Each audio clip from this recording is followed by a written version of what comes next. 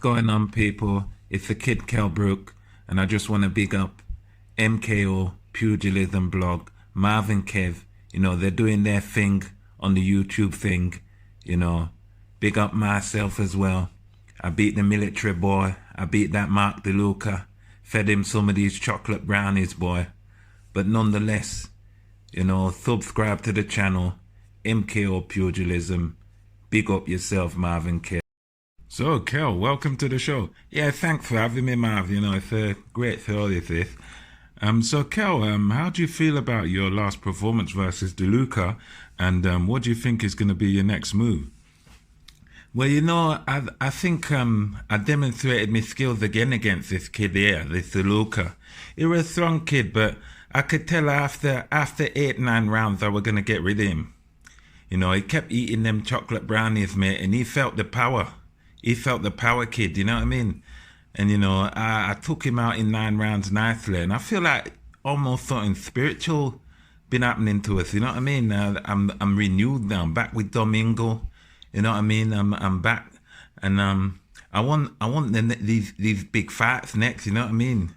If that Khan stops being scared, I know he's delicate around whiskers, you know what I mean? But, he can get it. He can get it, you know what I mean? This Smith talking about me, but he's not a big enough draw, you know what I mean? That Smith, I'd be the star. I'm the pay-per-view man, you know what I mean? These Charlos and then all them people there, them Americans, them can get it too, mate. I just want the big fights. If that Spence wants it again, never bit me again, mate. You know what I mean? He got lucky that time in Sheffield, but it'll never get me again, man. You know what I mean? I want Danny Garcia. I want them big fights, Mav. You know what I mean?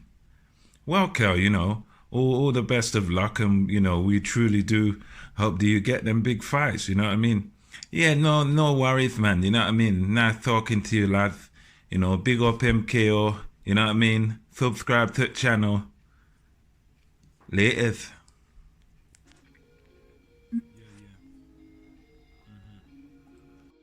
Ladies and gentlemen, it's MKO Pugilism, talking all things boxing, all day, every day, even in your dreams, as my colleague Kev likes to say. So right now, I'm going to talk about post-fight review of Kell Brook versus Mark Deluca. So first of all, getting into it, fighter records going into this fight were for Kell Brook, he had 40 fights, 38 wins, 2 losses, and 26 wins coming by way of KO. Kell Brook's only 2 losses came against one of the best, probably the best middleweight at the time, Gennady Golovkin, Triple G, and also one of the finest welterweights of our time in my man Errol Spence Jr. And as far as Deluca goes, his record was 23 wins, 1 loss, and 13 KOs. With Deluca, he had only lost to this guy, Walter Wright, who, if you're of a certain age, I suppose if you're in about your 30s now, or 40s or late 20s, you'll remember this guy Walter Wright from the TV series called The Contender, where Walter Wright was a participant in that, and that's the guy who beat Deluca. But Deluca would come on, let's see what I've got in the notes here. So Deluca lost to this guy Wright in June 2018. Then they had a rematch in October of 2018, and Deluca won. Deluca has avenged his only defeat. So Deluca, also some facts about him: he fought as a light heavyweight very early in his career. He's obviously a very tough guy. He's a big guy at light middle naturally, because he came down from light heavyweight early in his career. So he's a big guy, and also what's noteworthy about him is that he is a former Marine, and I believe he had to be in and out of the military at sort of the mid or early part of his career. Can correct me in the comments if I'm wrong about that. And for Kell Brook, this was a comeback fight, a homecoming fight, where he this took place in Sheffield at the Sheffield Arena, and the place seemed to be really packed to the rafters. All of the home fans in Sheffield were really excited to see their boy coming home, to see the return of Kell Brook. The event, I think, was pretty much a sellout based on what I've sort of seen about it. Everyone was ecstatic to see Kell coming back. And prior to this fight, there was a lot of talk about, how much Kell Brook really wanted to box anymore, because, coming into this fight, he had a bad performance, and after that he had like a 14-month layoff, which is a long time in boxing, because you only get a pretty short career. So 14-month layoff is a long time in boxing. So there were questions about his desire. Does he want this anymore? And how much does he have left? And I believe that in this fight versus Deluca, certain of these sort of questions about does he want it, what's he got left, these questions were answered, to some degree in this fight. And Brook, he took the first 2 rounds of this bout to really find his feet and to sort of find his range, get his rhythm together, to get his timing together, obviously after being out for a while.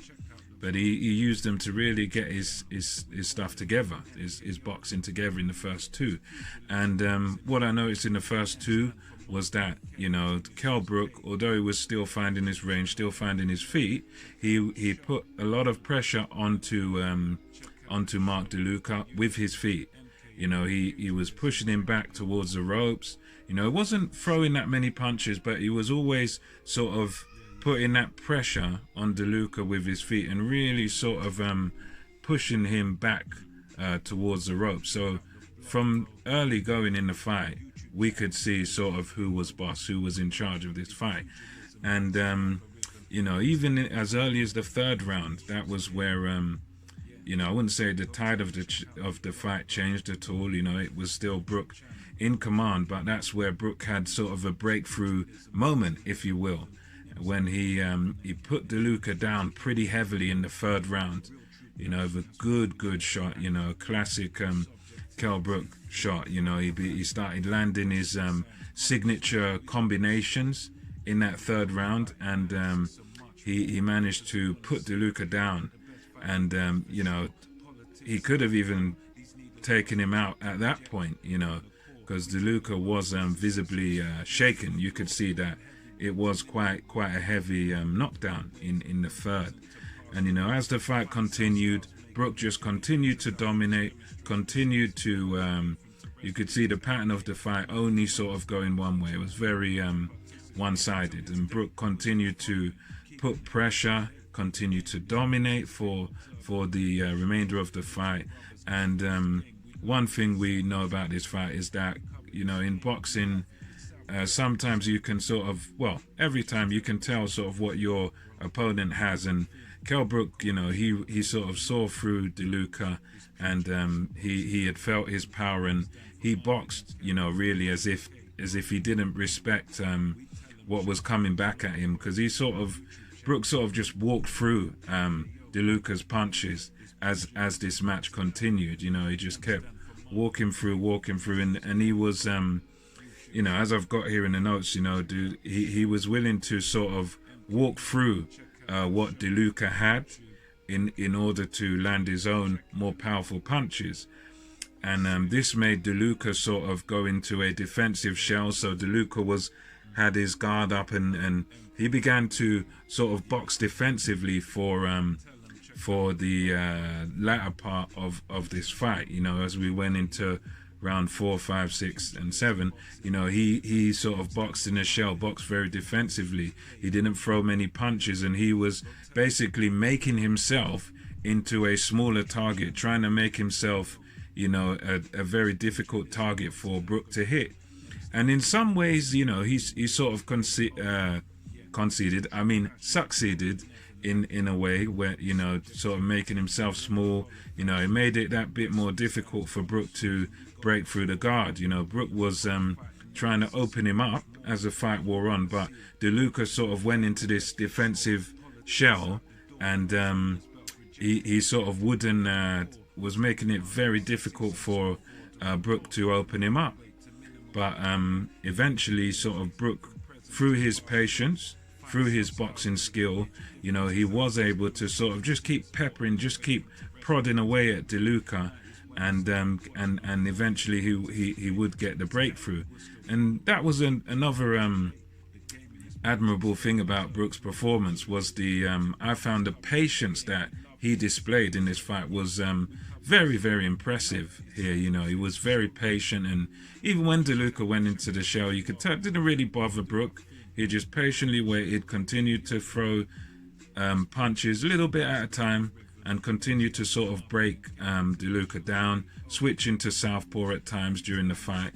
And you know, he boxed with the sort of mindset of a man who knew that the stoppage was going to come.